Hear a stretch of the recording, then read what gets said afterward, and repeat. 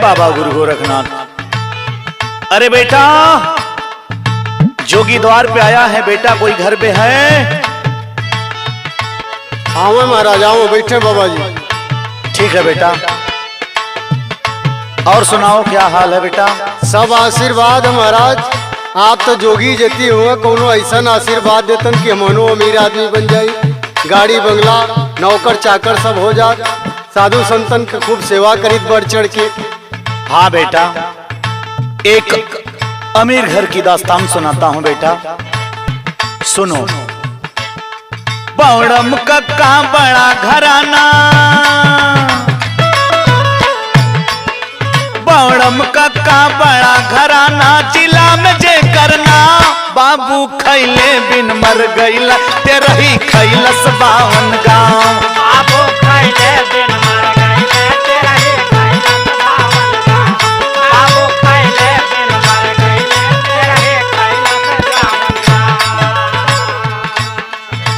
सब बड़े अमीर ऐसे नहीं होते हैं बेटा, लेकिन कुछ लोग अपनी अमीरी में अपने माँ बाप को भी भूल जाते हैं बेटा। सुनो, बड़का बेटवा टीएम उनकर मिले न उनसे अइले, मिले न उनसे अइले भैया, मिले न उनसे अइले, मिले न उनसे अइले भैया, मिले न उनसे अइले। दोनों पतोहिया नाती पोता कौनो नाही भेटैले, कोनो नाही भेटैले भैया, कोनो नाही भेटैले, कोनो नाही भेटैले भैया, कोनो नाही भेटैले। नैकी कोठी 5 तल्लक,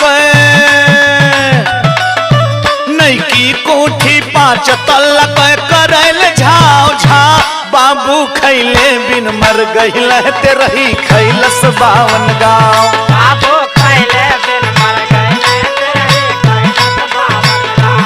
बाबू खैले बिन मर गईले, तेरा ही खैलस 52 गाँव। नौकर चाकर 5 पड़ोसी अंतिम क्रिया करवले, अंतिम क्रिया करौले भैया, अंतिम क्रिया करौले, अंतिम क्रिया करौले भैया, अंतिम क्रिया करौले। छोटका बेटवा सऊदी रहले, सतनहना के अइले, सतनहना के अइले भैया, सतनहना के अइले, सतनहना के अइले भैया, सतनहना के अइले। औते लगले सेखी बघारे, औते लगले सेखी बघारे, बोले काव काव, बाबू खैले बिन मर गईले, तेरा ही खैलस 52 गाँव। बाबू खैले बिन मर गईले, तेरा ही खैलस 52 गाँव। बाबू खैले बिन मर गईले, तेरा ही खैलस 52 गाँव।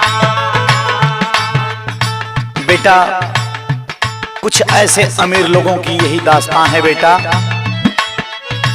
तो इतना बड़ा अमीर मत बन जाओ बेटा कि माँ बाप को भी पानी देने के लिए और कंधा उठाने के लिए भी ना आ सको बेटा, इतना अमीर मत बन जाओ बेटा। लेकिन सुनो, हुआ क्या? हेली पैंट बनल दुवरे, तब मुख्यमंत्री अइले, मुख्यमंत्री अइले भैया, मुख्यमंत्री अइले, मुख्यमंत्री अइले भैया, मुख्यमंत्री अइले। अपुर छती बतला के फोटो के माला पहिनवले, के माला पहिनवले भैया, के माला पहिनवले, के माला पहिनवले भैया, के माला पहिनवले। बड़े मतलबी दुनिया वाले, बड़े मतलबी दुनिया वाले, चले हमेशा ता, बाबू खैले बिन मर गईले, तेरा ही खैलस 52 गाँव। बाबू खैले बिन मर गईले, तेरा ही खैलस 52 गाँव। बाबू खैले बिन मर गईले, तेरा ही खैलस 52 गाँव। बेटा, यही कुछ ऐसे अमीर लोगों की ये दास्तान है बेटा। देख नजारा बुजुर्गन के मन गईले घबराई, मन गईले घबराए हो भैया, मन गईले घबराए, मन गईले घबराए के आपार हो गईले आपन बाबू माई। आपन बाबू माई हो भैया आपन बाबू माई, आपन बाबू माई हो भैया आपन बाबू माई। बिन पानी ऊ पेड़ सुखावला, बिन पानी ऊ पेड़ सुखावला रहला जे करे छा। बाबू खैले बिन मर गईले ते रही खैलस 52 गाँव। बाबू खैले बिन मर गईले ते रही खैलस 52 गाँव।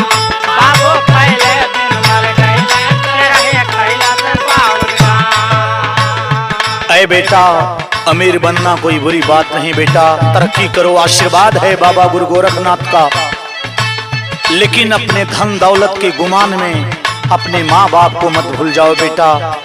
जीते जी माँ बाप की इज्जत करो, जीते जी माँ बाप को खिला दो। मरने के बाद ये 52 गांव का दिखावा मत करो बेटा, जीते जी उन्हें तारो। धन दौलत व्यापार के मय में मत इतना तू फूला, मत इतना तो फूला भैया, मत इतना तो फूला, मत इतना तो फूला भैया, मत इतना तो फूला। एक दिन तो हूँ बूढ़ हो जाइबा तन होई जुलझूला।